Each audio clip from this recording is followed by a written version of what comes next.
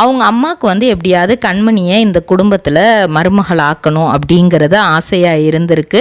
ஏன்னா அது வந்து அவங்க ஃப்ரெண்டோட பொண்ணு, வீட்டுக்கும் நல்லா பார்த்துக்கிருவா அப்படிங்கிற எல்லா ஒரு ஆசையோடையும் வந்து அவங்க என்ன பண்ணுறாங்க அப்படின்னா அந்த இதை பொய் இது பண்ணி இவங்க வந்து கல்யாணம் பண்ணி வச்சிடுறாங்க. அந்த பொய் இப்போ தான் தெரிய வருது. அன்பு அவங்க அம்மா மேலே அதிக பாசம் வச்சுருக்கிறதுனாலயே அதையும் மன்னிச்சு கண்மணியை வந்து அவங்க வந்து ஏற்றுக்கிற மாதிரியான ஒரு லவ் ட்ராக் தான் வந்து இப்போ கொண்டு போயிட்டு இருக்காங்க.